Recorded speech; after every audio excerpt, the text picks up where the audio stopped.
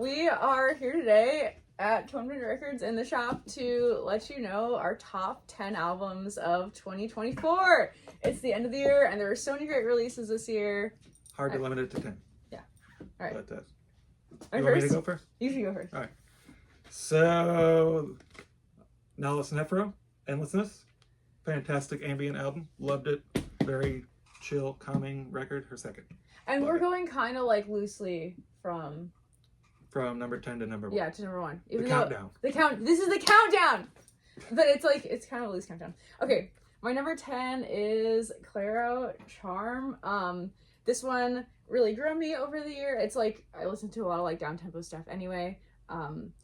The singles, like, obviously were incredible, and then the rest of the album is just also like really good. Probably don't need to say a whole lot about this one because everyone has heard it 1 million times this year. Billie Eilish, Hit Me Hard and Soft. So many, just the first side, an incredible first side A of an album. She really hit it out of the park with this one. Good job, Phineas, as well. Aww. It wouldn't be a top 10 of the year for me without an album by my girl Laura. She released 2 EPs this year. This one was kind of like an early fave of mine. Although shout out to Hoka Hoka 11 on the second EP that she released this year. Next, I've got Sheer Mag, Playing Favorites. Their track, especially Moonstruck, last track on side 1, probably one of my favorite tracks of the year. This is on Third Man Records. Sheer Mag, Playing Favorites. Okay, wasn't sure if I'd like this one and still kind of have mixed feelings about some of it, but I've got the new Bright Eyes album, 5 Dice All Threes. There are some songs in this that I'm like, I don't like this song. But the songs that are good are so good, and there's classic Bright Eyes, and if you love Bright Eyes, you will love this album for most of it. And yeah, it's just another, it's got some really hard hitters on this one. Not every album has to be a perfect 10. This is true, yeah. All right, so we got to go together. This is good. 1, 2, 3. Oh, Wishy! Which is so freaking good. We got a Yes. promo of this. Shout out to... Windspear. Windspear is killing it on the promo tip. So yeah, this was thank awesome. you, Windspear. We played this so freaking much. I love the 2 vocalists swapping off. Yeah, amazing. Great stuff. Check it out. Who's going next? Oh, you did the Laura one. Yeah, right? yeah. So, up next, the Marias, Submarine.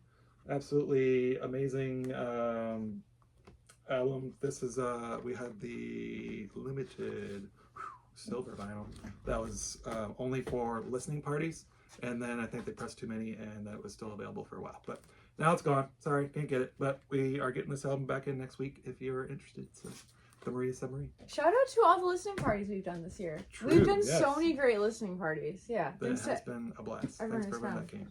Okay. Animal Sniffers. This was a highly anticipated one for me. Another one we did a listening party for, so I was really excited to get an early listen, as were the folks who showed up for that.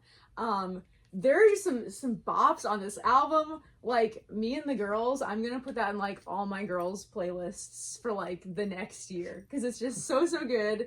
This is like a hype you up album, and I like, why does Australia make such good music is my question to Australia. This is true.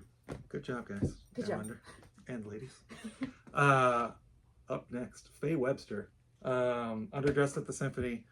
Left my concert tickets in here because wanted to mention that this album was pretty good for me. And then I went and saw that show, and I was like, oh my god, like I need to revisit this album, and have listened to it like a million times since then. She is really come into her own on this album, I feel like. Aww. Great stuff. Yeah. Okay, this is one that you introduced me to. Ducks Unlimited? No, Ducks Limited. Formerly known as Ducks Unlimited. And I confused the two. Harm's Way. This is so good. It's like kind of, it like feels short, but it's like the perfect length. You like played this for me with like almost no context, and I was like, oh my god, what is this? And it's just like such a great, solid indie rock album. Would love to see these guys live. Please come to Augustine. Good plea. Okay, we got another. What's it? Things. Oh my god, Andrew Merrick! This is phenomenal. We actually had the privilege of listening to this album for months before it came out, because shout out to Loma Vista, I guess. We got a promo copy at our record store summer camp conference, and this just blew us all away. It's like vocal jazz mixed with actual jazz. It's so Jeff gorgeous. Parker's on here. The cover, outstanding stuff. Yeah, I Cover the Waterfront. Yes. Oh my god, one of my That's favorite so versions of that song like ever, and we're like both big vocal jazz lovers. Yes, does the standards. I don't even like. Not that I'm not a fan of Andrew Bird, but like this is just next level. Next level. Yeah. Do I need to go next? Does it matter? No, we have 3. I'll go next, and Go then ahead. you can have the last say because that yours last should be last. Okay. No spoilers. Okay. All right. So I've got New Vampire Weekend up next. So I, similar to your Faye Webster experience, I enjoyed this album, and then shout out to my friend Rich Diem.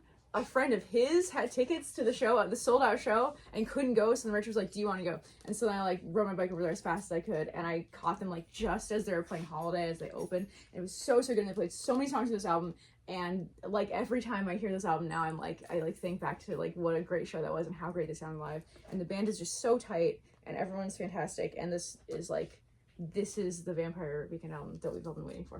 That was a killer show.